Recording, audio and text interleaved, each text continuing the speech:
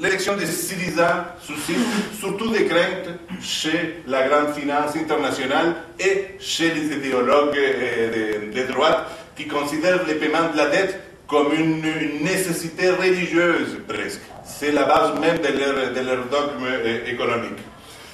Ce secteur arrive difficilement à comprendre l'irresponsabilité du peuple grec qui a été amené à élire un parti qui demande même l'annulation d'une bonne partie de la dette grecque.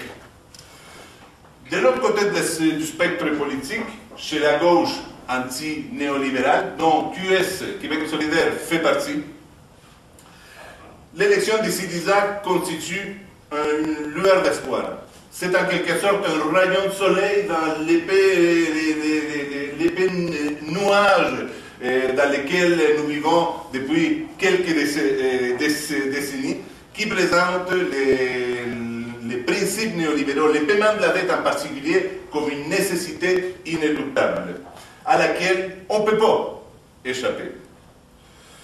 Je tenterai ce soir d'établir quelques parallèles entre la situation grecque et celle du Québec.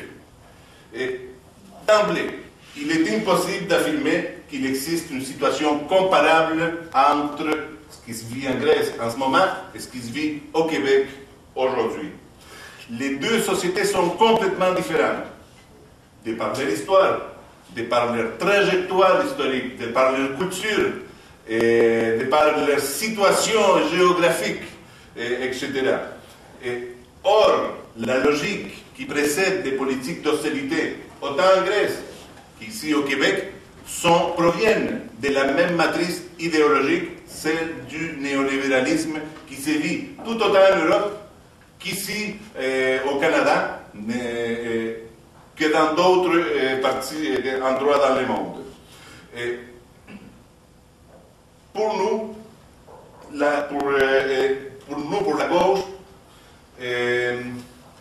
la réduction de la dette je vais recommencer. Pour les partis néolibéraux, la réduction de la dette vise fondamentalement à réduire la taille de l'État, diminuer les impôts, surtout pour les revenus les plus élevés et pour les grandes compagnies, et par conséquent, et c'est là le but principal, diminuer fortement la capacité de l'État d'intervenir, de répondre à des besoins sociaux dans la population, et d'allouer le rôle de répondre à ces besoins sociaux au secteur privé moyennant évidemment rémunération.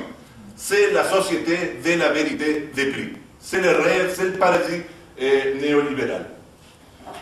Cette logique est la matrice fondamentale de toute politique d'austérité ou de rigueur budgétaire, que ce soit au Québec ou en Grèce.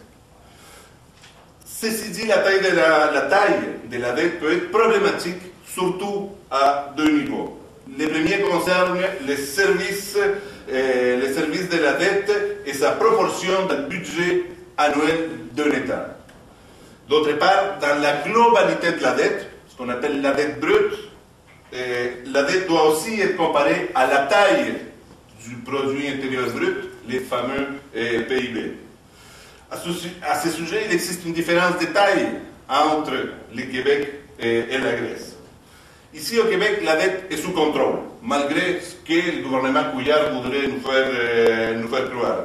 Et elle est constituée surtout d'une bonne dette qui a été contractée pour payer des infrastructures dont nous avons besoin quotidiennement, que ce soit des écoles, des hôpitaux, des ponts, bref, toutes des infrastructures qui nous aident à maintenir un bon niveau de vie. Et surtout, à faire en sorte que la machine économique du Québec elle continue à rouler et à créer une dynamique économique qui fait que nous avons de bonnes conditions de vie.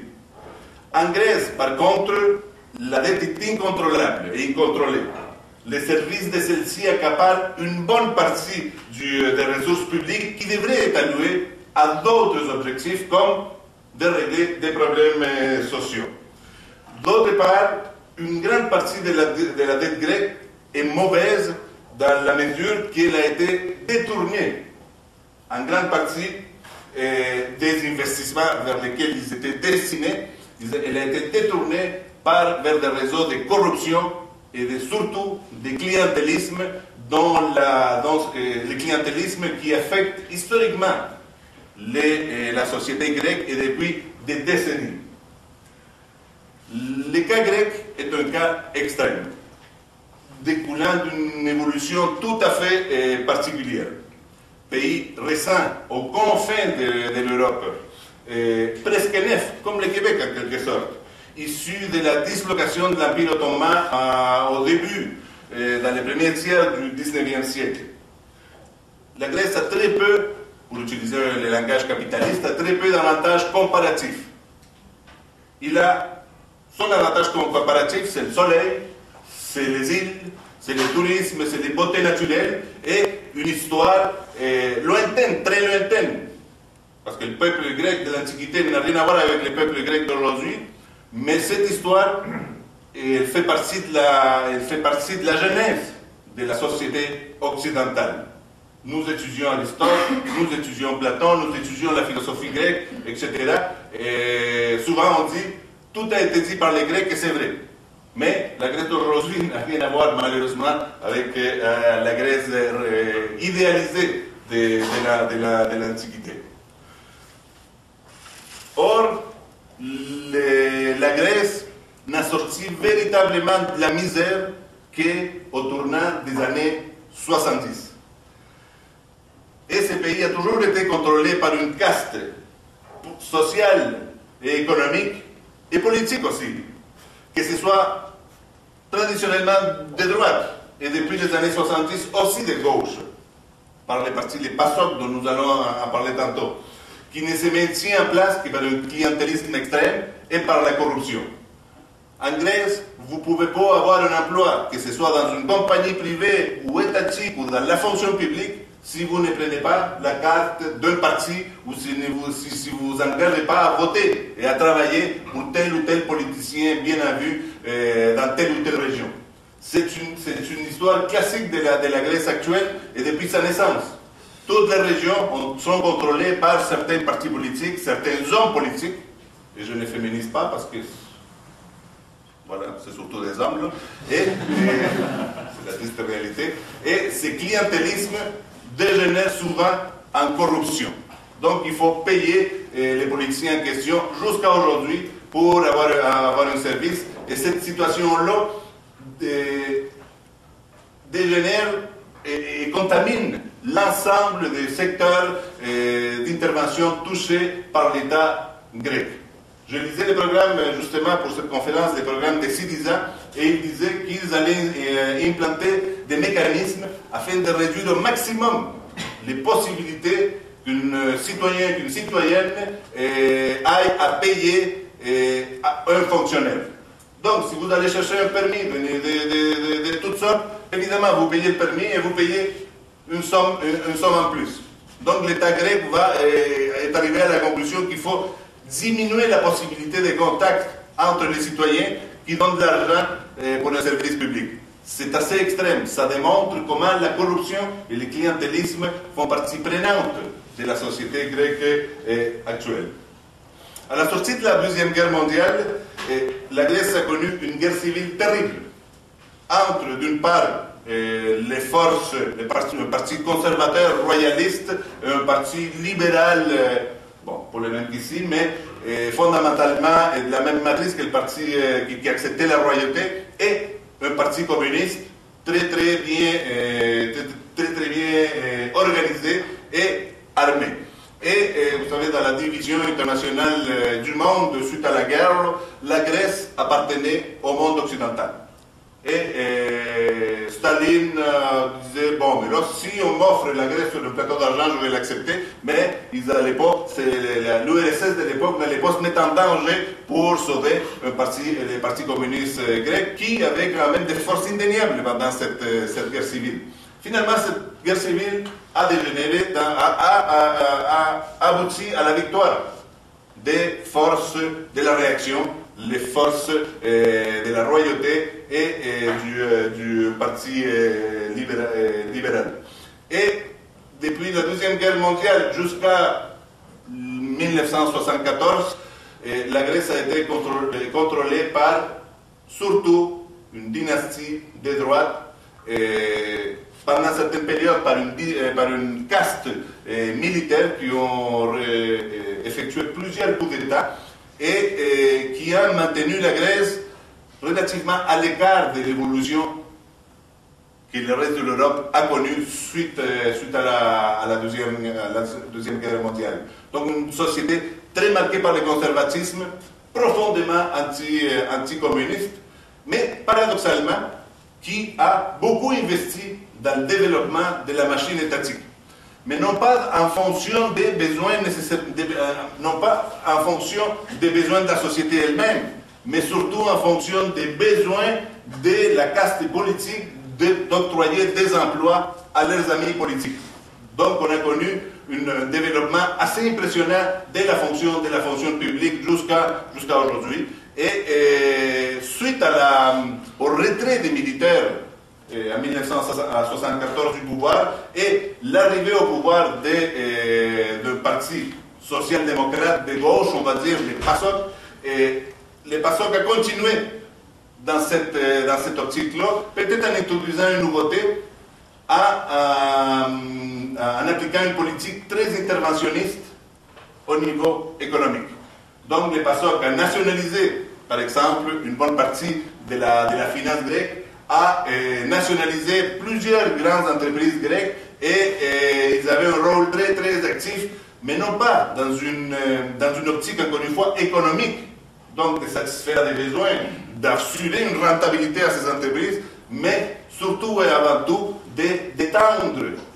Il était fondé cette politique-là sur le besoin d'étendre le réseau clientéliste, cette fois-ci du PASOK, le Parti social-démocrate, et cela a augmenté encore une fois les pratiques de corruption qui ont toujours existé dans ces pays. Ce faisant, les pays objectivement s'est très peu développés. Il y a eu un moment important dans l'histoire de la Grèce, soit l'intégration, l'adhésion de la Grèce au marché commun européen et plus tard à l'Union européenne et l'adoption quelques années plus tard de l'euro comme monnaie unique. En échange de cette adhésion-là, il y avait une forte volonté économique de l'Union européenne de s'agrandir et accepter la Grèce dans son sein. Il y a eu l'octroi d'importants prêts d'investissement ou de subventions pour la Grèce pour faire en sorte que le niveau de vie de la population grecque augmente jusqu'à un point jusqu'à ce qu'il soit comparable au niveau de vie de l'Europe occidentale. Sauf que, encore une fois, la plupart de ces investissements-là et de ces subventions se sont perdus dans les dédales de la corruption et du clientélisme. Donc, la gauche social-démocrate en Grèce n'a fait que continuer la matrice fondamentale d'une caste politique dirigeante qui ne fait que s'enrichir en utilisant ses propres concitoyens et concitoyennes.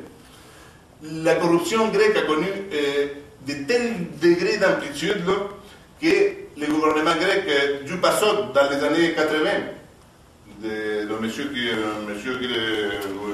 président grec très connu, Papandreou, a fait appel à l'expertise d'une grande banque d'affaires américaine, la Goldman Sachs, pour camoufler les comptes publics qui seraient ensuite présentés à l'Union européenne et ainsi justifier l'octroi de nouveaux prêts, de nouvelles subventions au gouvernement grec pour les projets qu'il présentait. C'est un scandale connu. Bon, ce n'est pas la première fois que cette banque d'affaires Goldman Sachs se prête à ce genre de magouilles, mais c'est pour vous montrer à quel point, comment un État peut arriver à un tel niveau de corruption, à un point de manipuler les chiffres pour les présenter à la grande finance internationale. C'est comme si le ministère des Finances du Québec, finalement, nous disait n'importe quoi. Bon, nous avons tendance à croire ce qu'il dit le ministère des Finances ici au Québec, mais dans les cas grecs et en Europe, Il n'y a plus personne qui croit les chiffres présentés par l'État grec. Donc, on part de loin dans les cas de la Grèce. Cette situation de relative, comment dire, paix sociale, de semblant de normalité économique pouvait durer en période de croissance économique. Les touristes arrivent, etc., ça marche, mais en période de crise économique, comme celle qui s'est produite en 2008, évidemment, la vérité allait éclater, et c'est ce qui s'est produit en Grèce. La Grèce est arrivée rapidement à une situation de défaut de paiement. Il n'avait plus d'argent pour payer les dettes contractées depuis quelques décennies. Pour les créanciers internationaux, surtout européens, et au premier chef, l'Allemagne. C'était l'occasion idéale pour imposer une cure d'austérité à la Grèce. Une troïka composée de la Banque européenne, de la Commission européenne et du Fonds monétaire international a été mise sur place pour, en quelque sorte, venir en aide à la Grèce et elle a profité pour imposer une liste de réformes draconiennes à cet État-là et qui a obligé le gouvernement en place, c'était le gouvernement du PASOK à ce moment-là, à appliquer des privatisations massives des différents secteurs de l'économie grecque et des services publics, les congédiements de dizaines et de dizaines de milliers de personnes de la fonction publique et des augmentations de tarifs généralisées. Et cela a littéralement amené le peuple grec à la misère. Des dizaines de ménages, de personnes ont perdu leur maison. Plus de 300 000 ménages n'arrivaient plus à payer leur compte d'électricité. Le taux de chômage a explosé de façon exponentielle. Et c'était les fameux mémorandums imposés par les créanciers, par la Troïka, les créanciers internationaux, qui signifient pour les Grecs la mise en tutelle. Et c'est ça, c'est la vérité, c'est véritablement la mise en tutelle de la Grèce par la grande finance internationale et européenne. Malheureusement, ce remède de cheval n'a pas fonctionné. Le chômage ne s'est pas résorbé, la crise du logement a augmenté, la faim commençait à croître dans le pays, les services de santé étaient en lambeaux et plus rien n'allait dans la Grèce. C'est dans ce contexte-là qu'il y a eu une élection et le PASOK, un grand parti historique de la Grèce, a été pratiquement réduit à néant. Aujourd'hui, je pense que le PASOK arrive à peine à avoir 5%. Et les Grecs, dans un ultime geste d'espoir donné à leurs dirigeants, ont élu un parti de droite, la Nouvelle Démocratie, qui a fait une alliance électorale avec le restant du PASOK pour encore une fois obtenir le gouvernement et continuer à imposer les mémorandums imposés par la Troïka européenne. Ça n'a rien réglé, évidemment.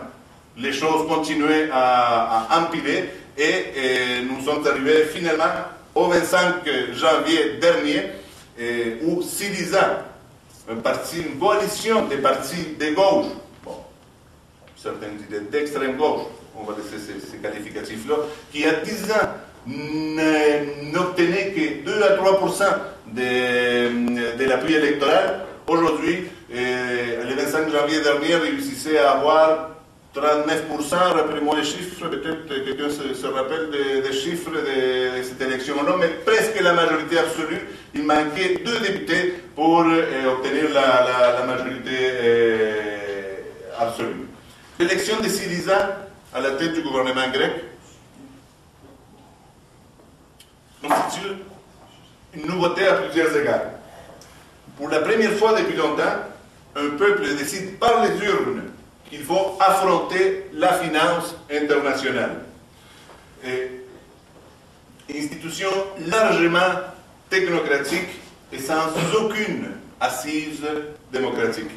C'est donc l'affrontement direct, sans intermédiaire, entre la légitimité démocratique issue des urnes et les pouvoirs occultes de l'argent qui n'ont été choisis, qui ont été par personne. C'est des pouvoirs profondément antidémocratiques. Et là, on voit un affrontement direct entre ces deux légitimités et c'est une nouveauté, parce que souvent il y a un intermédiaire qui se place en tant qui a quand même une certaine légitimité. C'est le gouvernement, c'est un gouvernement qui normalement, dans un pays relativement démocratique, a été élu. Cette fois-ci, les gouvernements, c'était Syriza et c'était l'expression de la volonté populaire anti-néolibérale et contre l'imposition de la mise en tutelle de la Grèce. D'autre part, l'élection de Syriza met en lumière l'échec des formules d'austérité, surtout de la façon aussi brutale qu'elle a été appliquée en Grèce. Les programmes de Syriza proposent de nouvelles avenues pour contrer les effets désastreux de l'austérité. Et cette avenue, c'est au lieu de couper dans les dépenses, de réduire la taille de l'État, de retirer de l'argent économique, c'est tout à fait le contraire. Et c'est fondamentalement ce que Québec solidaire propose. Et non pas seulement Québec solidaire, l'ensemble du mouvement social au Québec. Donc d'adopter des politiques de stimulation économique, de réactivation économique. Au lieu de retirer de l'argent de l'économie, il s'agit de mettre de l'argent dans l'économie justement pour qu'elle continue à grossir et à augmenter son dynamisme. Ici, dans le langage des centrales syndicales et aussi dans le langage de Québec solidaire, on dit qu'il ne faut pas seulement jouer dans la colonne des dépenses, comme le fait le gouvernement de Philippe Couillard, mais aussi il faut aller voir du côté des revenus. Donc obtenir davantage de revenus de l'État pour financer les missions de l'État et mettre de l'argent dans l'économie, non mettre des gens au chômage. D'autre part, le gouvernement de Syriza dit qu'il ne faut pas se faire d'illusions, la dette grecque ne sera jamais payée. Et c'est une vérité de la palisse, parce qu'en soi, les dettes de l'État sont rarement payées dans les courts et moyens termes. Peut-être dans les très longs termes, mais pendant ce temps-là, l'État a contracté d'autres dettes, donc l'État, par définition même, s'endette continuellement pour financer ses missions, et c'est une bonne chose qu'il fasse de cette façon, parce que c'est la façon intelligente d'aller obtenir les sommes nécessaires pour se payer des infrastructures, etc. Syriza propose, au lieu de se chiner à payer une dette, et surtout ne pas payer le capital de la dette, mais payer des intérêts seulement de cette dette-là qui vont saigner le pays, ils disent on va payer notre dette en fonction de la croissance économique. Donc, ce n'est pas en termes absolus qu'on va payer la dette. On va payer, je ne sais pas, 20 milliards aujourd'hui et 40 milliards demain. On va voir c'est quoi les taux de croissance de l'économie, du PIB, enfin. On va choisir un indicateur aujourd'hui et en fonction de cet indicateur-là, il va y avoir un montant qui va être payé à la dette. Donc, la dette est subordonnée à la dynamique économique d'un pays, à sa croissance, fondamentalement. Et cela m'apparaît une façon très prometteuse de concevoir les paiements d'une dette lorsque celle-ci devient impayable ou très problématique à payer pour un État. Surtout, et c'est peut-être là une des clés du problème, Syriza propose l'assainissement des finances publiques grecques par la reconstruction d'une fonction publique non corrompue et professionnalisée. Aujourd'hui en Grèce, par exemple, il n'y a plus grand monde qui paye des impôts. La fiscalité ne fonctionne pas en Grèce. Ni la fiscalité directe des contribuables, ni la fiscalité indirecte via des taxes de vente à la consommation, comme la TVQ, la TPS ici au Québec. Il y a très peu de monde qui paye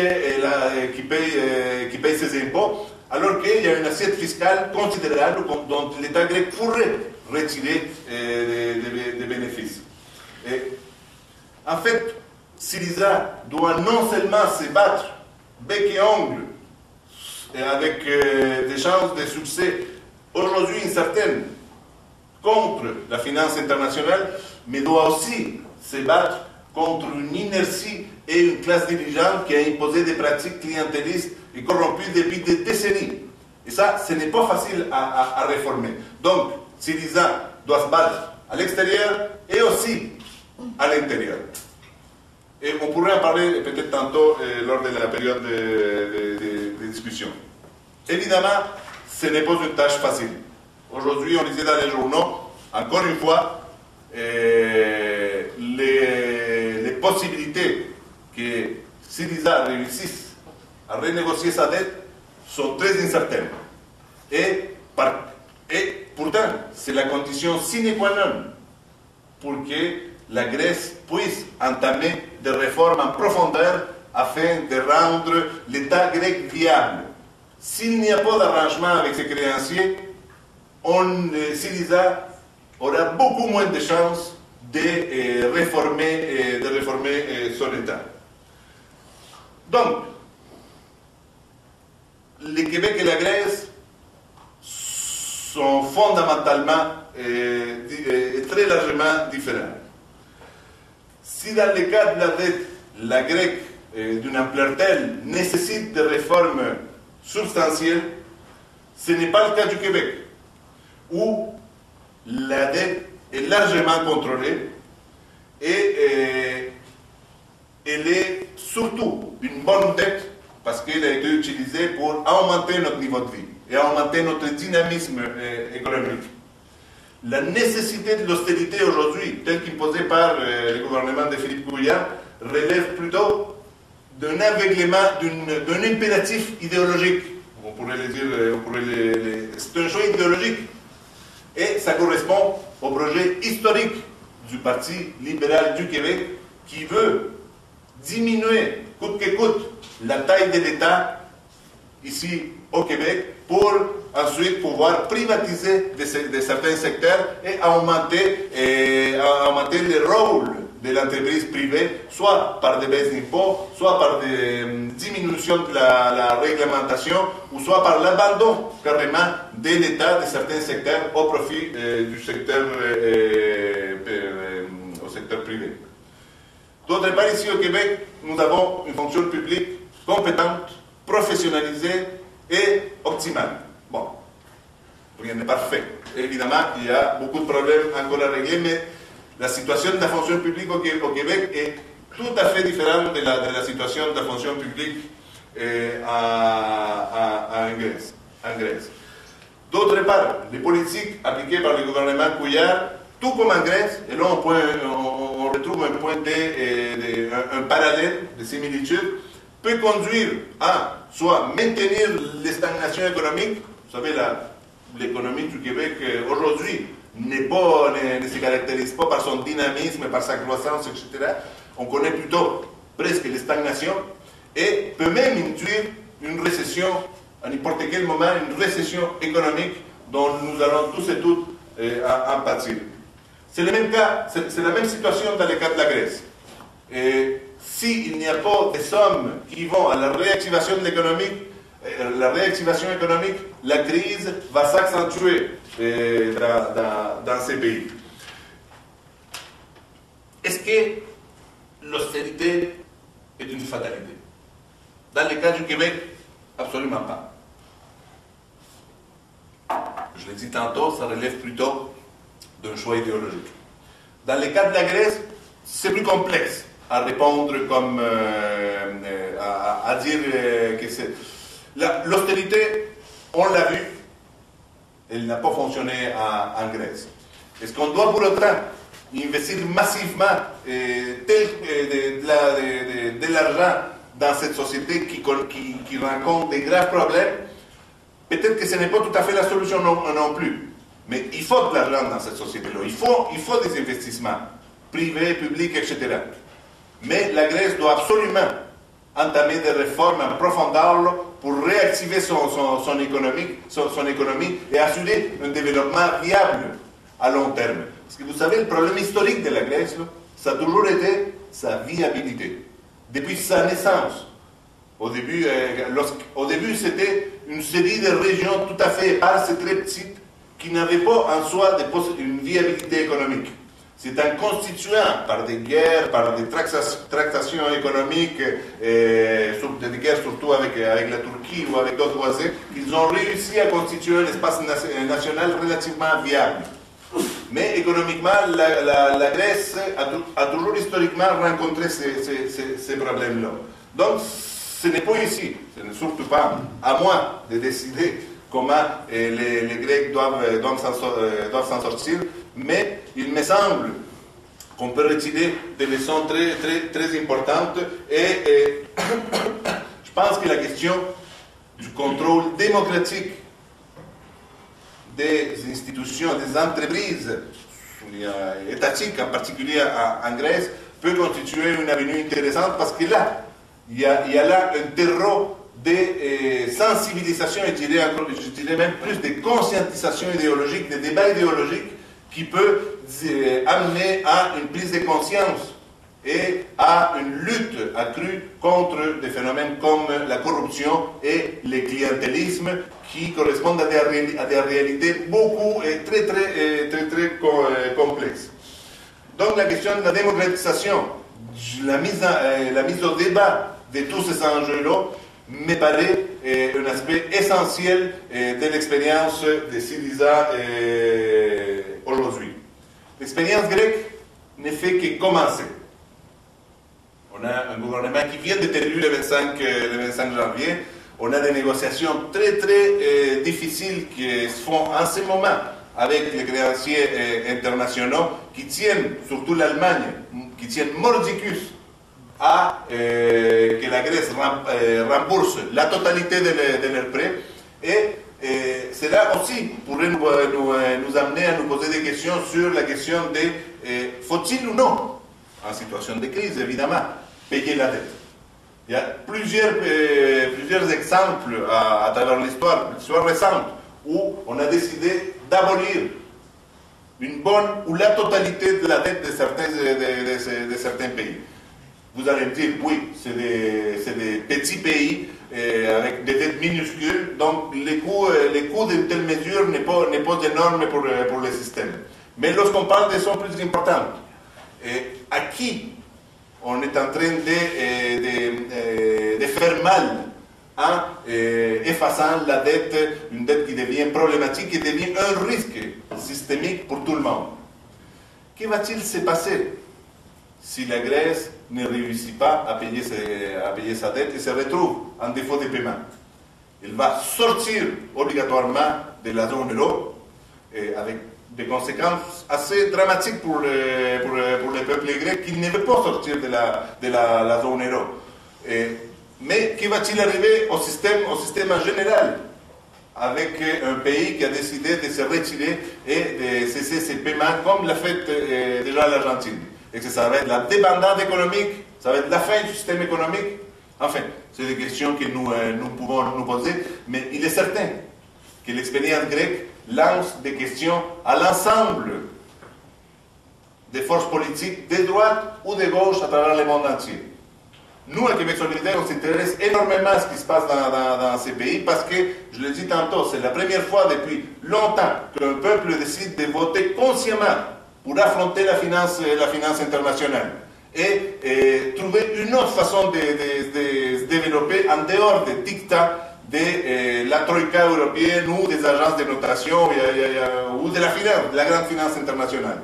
Pour nous, c'est un exemple riche d'expérience et nous devons le regarder attentivement et essayer de dépasser un petit peu ce que les journaux nous rapportent quotidiennement et aller voir, si possible, un peu et constater la complexité de ce qui se passe en Grèce et surtout étudier les propositions qui sont mises de l'avant par Syriza et comment elles sont reçues par la société grecque en elle-même et puis on verra.